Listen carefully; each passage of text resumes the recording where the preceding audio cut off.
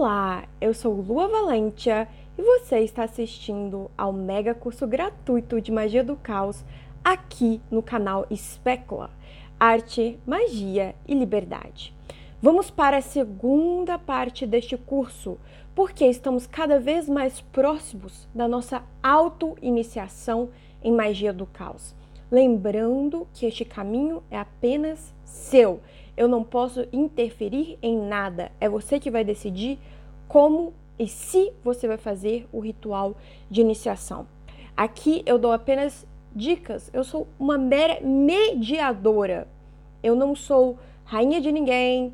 Eu não sou imperatriz de ninguém. Eu não mando na vida de ninguém. Aqui eu apenas medio, eu apenas auxilio. E agora nós vamos fazer o nosso mapa da sombra. Porque se vamos falar de transmutação, como você pode ver no livro Vero, que eu sempre estou falando aqui, sempre estou citando aqui o livro que eu escrevi a respeito deste curso, nós precisamos nos conhecer.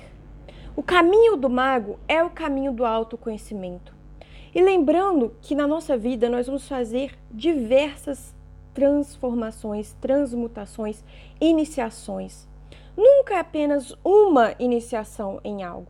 E quando a gente faz a iniciação, a gente está falando para si mesmo, para o universo, para aqueles ao nosso redor, que nós estamos empenhados neste caminho, que nós estamos seguindo em frente. Então, fazer esta auto-iniciação não irá negar as outras que você já fez antes. E se você não fez nenhuma, não tem problema, eu estou aqui para te auxiliar. É por isso que um dos primeiros vídeos aqui deste curso foi a respeito do mapa do caos, para você se conhecer melhor. E hoje a gente vai fazer o mapa da sombra, para você também se conhecer melhor. E assim possamos continuar neste caminho de transmutação, neste caminho de autoconhecimento. Então é de suma importância. Lembrando que estes exercícios eu vou colocar na apostila especial que eu estou desenvolvendo para os apoiadores deste canal. E eu também decidi fazer a versão 2.0 do livro Vero. Qual é esta versão? Vai ser o livro normal com o conteúdo que a gente está trabalhando aqui, mais os exercícios, mais algumas questões que eu achar pertinente. Então vai ser em formato de apostila e não de livro. Os apoiadores vão receber gratuitamente em formato digital. E quem está lá no grupo Magia do Caos já teve um gostinho do que vai ser, porque eu traduzi como fazer rituais. Então são tabelas de rituais que você vai preenchendo ali e aquilo ajuda imensamente a pessoa que quer começar agora, que não sabe, que está meio perdida. Então você pode usar como diário, como agenda, para você ir anotando ali o seu passo a passo do antes, durante e depois do ritual. Então, portanto, isso é muito bom e isso vai estar na apostila e também vai estar no livro Vero 2.0. Então, se você é apoiador, você já vai receber isso em formato digital gratuitamente lá no grupo dos apoiadores. Tem gente também reclamando que não consegue entrar no grupo Magia do Caos. Por que isso acontece? Ou porque não respondeu as 3 perguntas iniciais para que você possa entrar, ou porque respondeu as perguntas de qualquer jeito, não levando a sério. Então, eu não sou apenas a pessoa que fica ali o tempo todo olhando quem está entrando, quem não está, né? Nós temos outros administradores, outros moderadores e está nas regras do grupo que eles podem aceitar ou não quem eles quiserem. Então é por isso que talvez você não tenha sido aceito caso tenha acontecido com você. Mas vamos focar aqui, vamos focar na nossa sombra. O que é esta sombra? Tá vendo aqui, ó? Estou em luz e sombra aqui, estamos brincando hoje com a luz do sol. É aquilo que a gente ignora.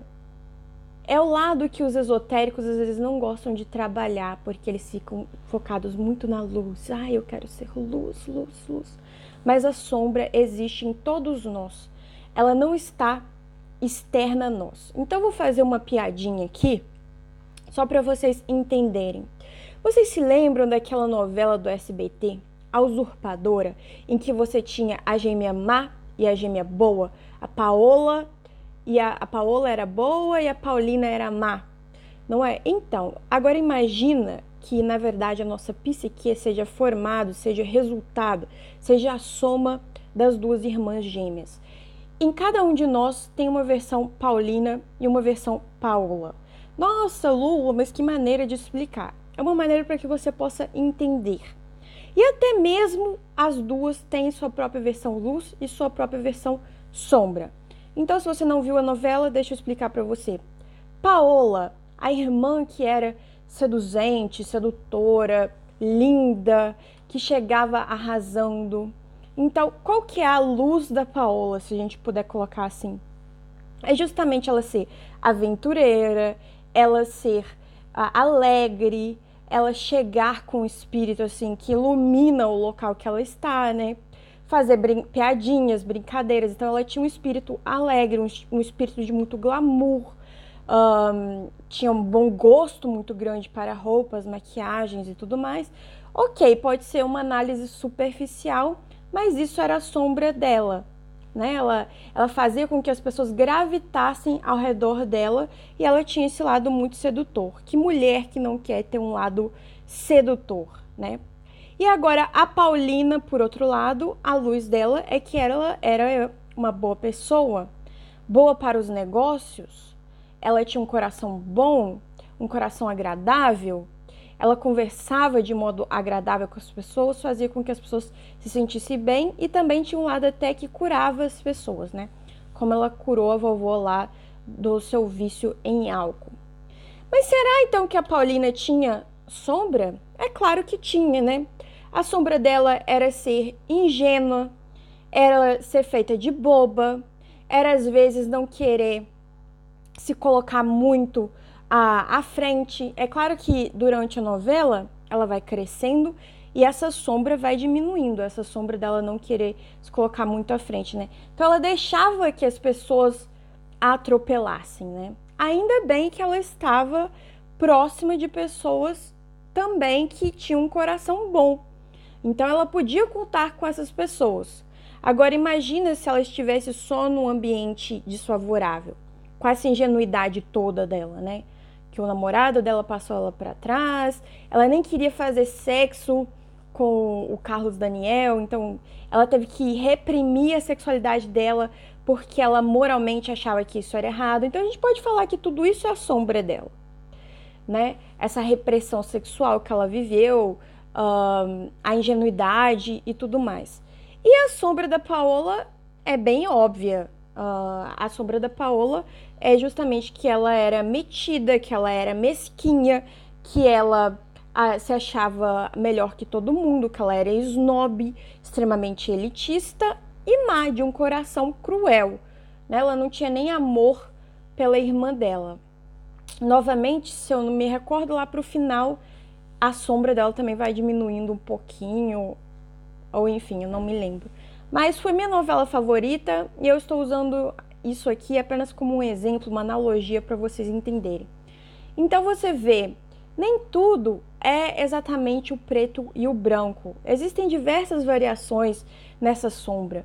E todos nós temos um pouco de Paola, um pouco de Paulina e um pouco das variações entre uma e outra.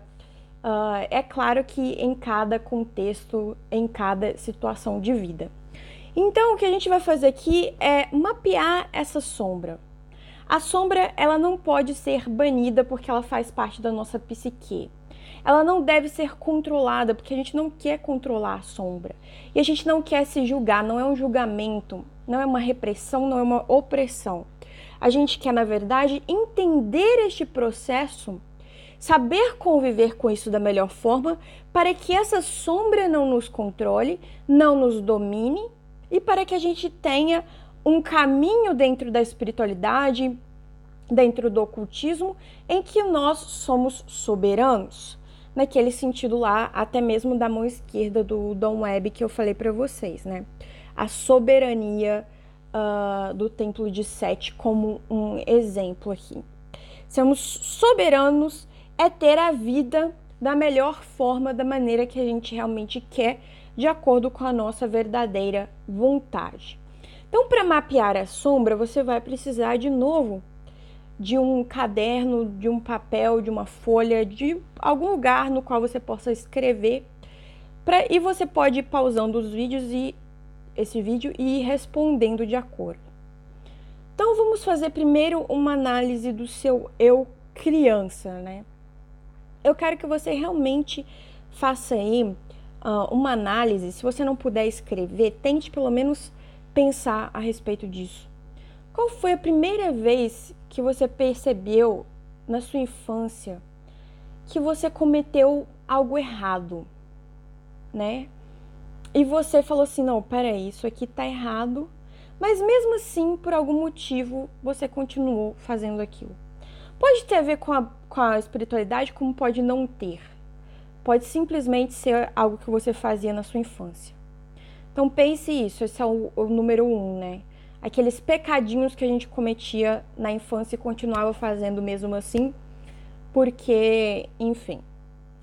Quando você percebeu que você, na verdade, acabava seguindo muito o que os seus pais falavam, isso na infância também e para alguns na adolescência, né? E viu que eles estavam errados, ou que aquilo ali não era bem o que eles falavam. Vou dar um exemplo aqui, é muito comum a questão da sexualidade ou da própria espiritualidade, né? Muitos pais ensinam pra gente que ou sexo é errado, ou que ser homossexual é pecado, ou então que ir ao terreiro bater o tambor é pecado, ou então que, enfim, vestir algo é você ser vadia. E aí você foi crescendo e percebendo que aqueles ensinamentos da sua família ou da sociedade estavam sendo errados e você foi modificando aquilo. Por que eu tô colocando isso pra gente entender a nossa sombra, tá?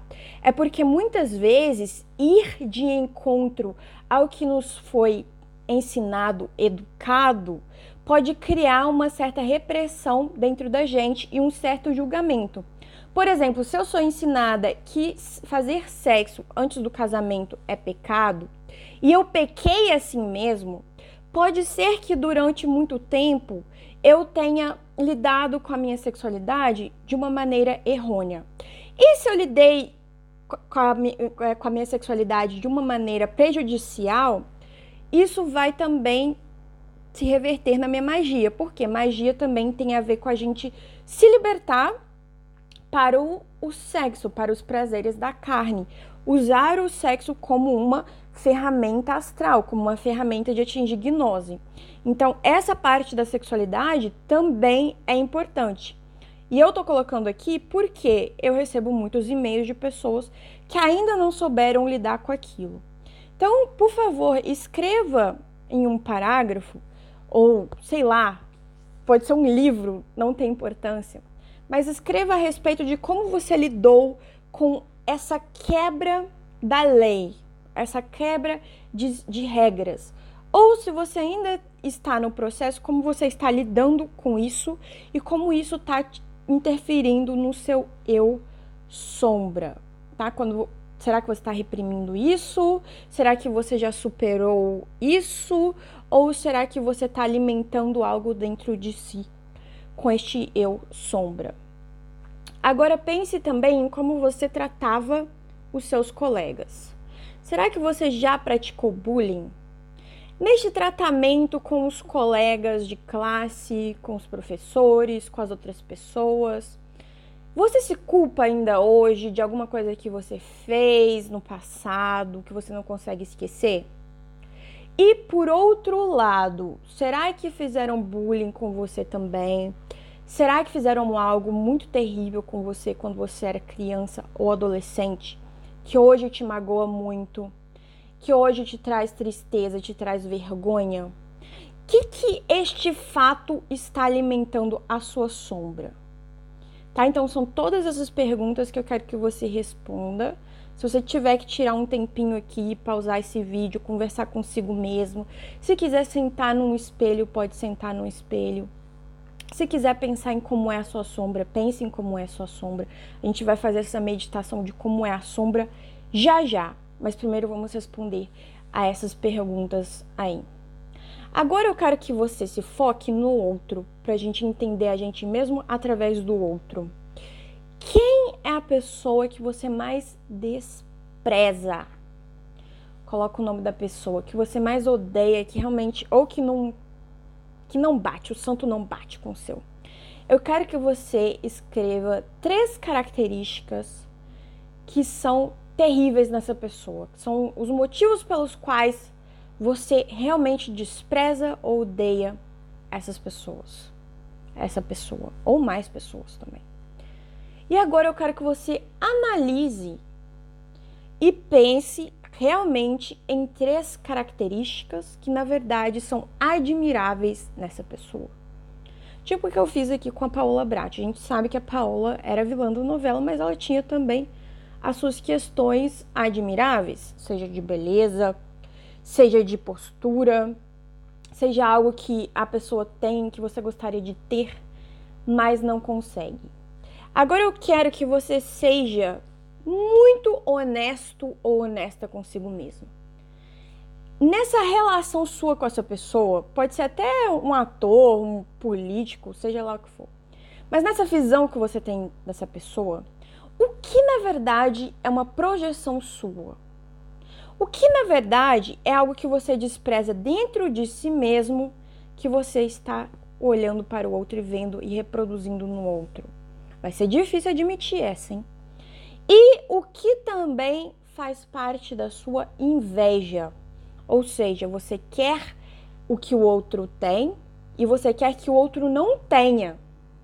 Nossa, o outro tem um carro, mas eu mereço muito mais que o outro. O que é essa inveja? Quais são as qualidades que mais trazem vergonha alheia nos outros? E que quando acontece com você, você quase se desespera. Não, que vergonha alheia, e agora tá acontecendo comigo. Você quer, assim, se enfiar dentro de um buraco, você quer desaparecer para o mundo que eu quero cair. Será que quando chega a noite, você começa a fazer uma lista de tudo de ruim que você fez durante o dia? Ou você é aquela pessoa obcecada em melhorar? Nossa, eu preciso melhorar isso, preciso começar minha dieta, preciso começar a correr, preciso fazer. E você só faz as listas intermináveis, mas você nunca se dá conta dessa melhora, né? Você só fica assim, preciso melhorar, mas nunca começa a realmente a praticar essa melhora e realmente ser uma pessoa melhor. No que você critica o outro? Pode ser que um youtuber, pode ser, enfim, mas que na verdade você está criticando a si mesmo. Então, assim, eu gostaria que você tivesse essa conversa bastante franca com a sua sombra. Que você olhasse, fizesse uma análise da sua relação com os outros. Pode ser até mesmo aqui do YouTube, pode ser um político, pode ser da sua família, pode ser sua mãe, seu pai, sua irmã, seu namorado, seu marido, seu filho, né? Faça essa análise consigo mesmo. Até mesmo para os pais, quais são as pressões que você está colocando, depositando no seu filho, que são pressões que você também sofreu, ou que são expectativas suas, que na verdade são expectativas exageradas que a gente coloca, né? Seja no marido, na esposa, no pai, na amante, no filho. Então, vamos fazer essa grande análise. São questões profundas. Eu sei que neste confronto você vai querer se esconder. A sua sombra vai querer correr ali pro ladinho, pro cantinho, e falar, não me revele, me ignore. Mas faça esse confronto, né? E também faça o confronto de o que é aquilo que você escondeu, que está como sua sombra, mas que na verdade é uma grande qualidade. Um exemplo é um homem que dança muito bem em balé, mas que por conta do machismo, por conta de seus pais, escondeu esse grande desejo de dançar balé, reprimiu este talento, e isso se transformou na sombra dele. E quando você reprime um talento por causa de alguém, seja uma esposa que não pode tocar piano porque o marido não deixou, você acaba alimentando uma certa inveja das pessoas que não se oprimem, né? Então isso acontece também, por exemplo, com mulheres que posam nuas, que tiram fotos, mulheres que não são tímidas, né? Mulheres que são mais sexualmente, publicamente, elas se expõem mais. Então tem sempre a outra que fala assim, nossa, mas você quer só mostrar a sua bunda, o seu peito, você não é inteligente. Então, e aí você vai ver, a mulher, na verdade, é inteligentíssima, mas também tem o seu lado sensual. E o que também é você se comparar com o outro, né? Nossa, o tempo todo, nunca você que nem aquela pessoa tão linda, aquela pessoa tão viajada, aquela pessoa tão estudada. E aí o que acontece? Por você achar que não tem tempo, que não pode, que você não tem jeito para aquilo, você também reprime o seu desejo de ser como aquela pessoa. E aí você só fica na admiração, mas nada acontece. Isso também faz parte da sua sombra. Então, meus caros, vocês viram aí que a sombra é uma questão que dá para horas e horas para a gente trabalhar. E como é que a gente vai fazer isso? Além de responder essas perguntas ou tópicos que você pode colocar, você pode dividir assim, sombra, eu versus fulano. O que do fulano, na verdade, é em relação a mim? O que a gente tem que lembrar é que a nossa autoimagem, por exemplo, é uma mera ilusão. E por ser uma ilusão, a gente pode construí-la de maneiras diferentes. Nós podemos modificar isso. Aqui a gente já falou com hipersigilos, com terapia, com essa autoanálise da sombra e da luz. Tudo isso são formas de nos modificar, formas de pensar e repensar como a gente deve agir e reagir na nossa vida. E isso nos ajuda e isso, na verdade, desbloqueia certas magias, certas percepções. Se a gente quer ser realmente um mago poderoso, a gente vai entender tanto o lado sombrio quanto o lado de luz e não temeremos nenhum dos dois caminhos, ou dos múltiplos caminhos que tem por aí. Agora, a gente vai fazer um outro exercício, que é do espelho negro. Se você não tem um espelho negro, você pode olhar para a TV, a sua tela de TV, ou a tela do seu celular, ou a tela do seu computador, obviamente desligados, né? Porque a questão é você olhar para um plano negro, ou até mesmo um pano preto que você tem aí na sua casa. Você vai olhar, você vai primeiro meditar, fazer uma respiração profunda, né? Daquelas inspira, expira. Você vai olhar ali e você vai deixar com que os seus pensamentos se percam. Mas na intenção, na pré-intenção de que você conseguirá entrar em contato com a sua sombra. Se você pudesse, só por um exercício de visualização, lembra que a gente fez os outros exercícios? Colocar a sua sombra ali, nesse plano negro. Como ela seria? Que características a sua sombra teria? E agora, para um propósito de magia, eu quero que você pense nos poderes que a sua sombra tem. Porque às vezes você vai ter que resgatar a sua sombra, aquilo que carrega raiva, aquilo que carrega rancor, até mesmo por uma questão de sobrevivência. Você vai ter que se auto-resgatar, resgatar uma energia. Vamos supor que você está sem energia, que você está muito triste. Então, o resgate dessa sombra também pode te dar energia, né? A gente vai chamar aqui o resgate da sombra. Então, o que ela é? Quais poderes que ela tem? Como ela reagiria se ela pudesse andar livremente por aí? Ela é um monstro? Elas são vários monstros? Ela tá te corroendo? Ou ela é justamente essa falta de energia? Ela é justamente essa parte que te paralisa. Então, será que ela tem o poder de paralisar? Porque se ela tem o poder de te paralisar, ela também tem o poder de paralisar os outros.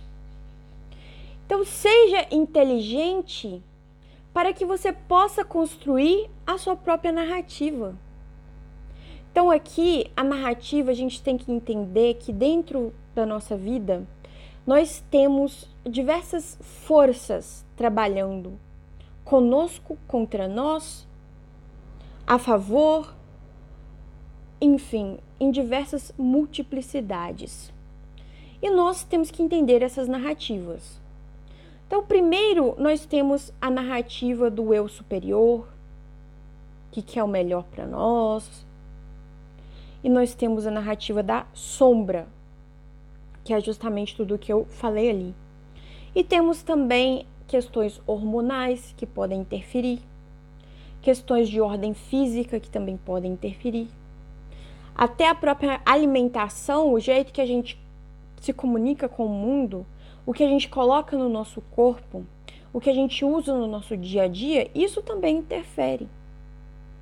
Então, o magista, ele vai se atentar a cada uma dessas questões, a cada uma dessas narrativas, entender que cada uma dessas narrativas, especialmente hoje, com tanta sabedoria ao nosso redor, nos nossos dedos, né, nos nossos smartphones, etc., cada uma dessas narrativas, elas podem ser alteradas, elas podem ser modificadas. Nós podemos construir um novo eu.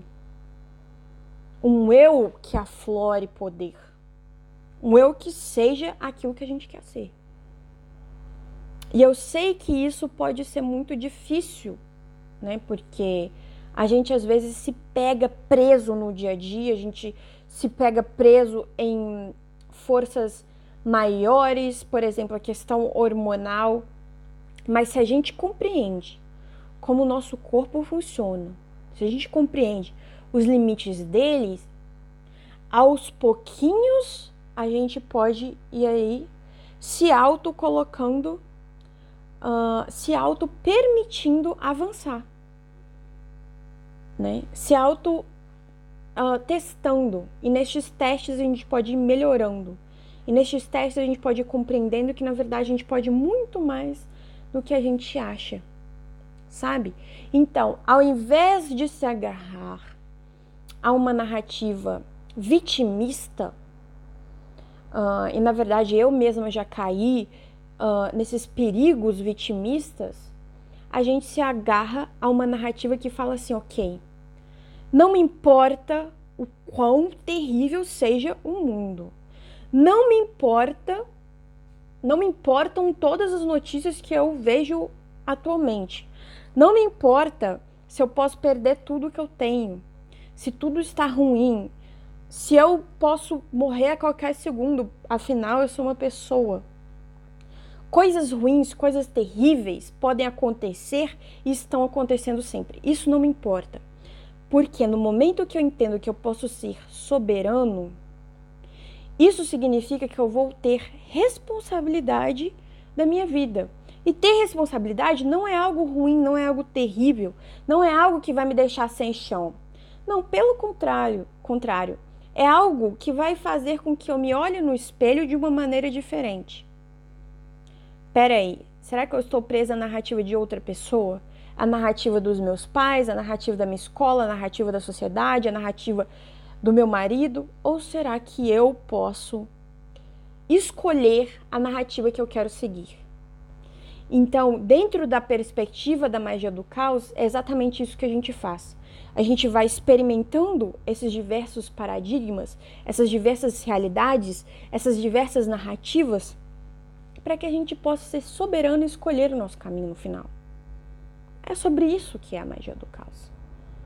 É escolher o caminho. É ser o seu melhor. E ser o melhor não é enganar a própria sombra, e sim enfrentá-la. Então, tudo isso sobre transmutação tem lá no livro Vero, disponível no Clube de Autores. E este foi o vídeo de hoje. A gente vai continuar falando a respeito disso. Eu espero que vocês tenham gostado e até o próximo vídeo.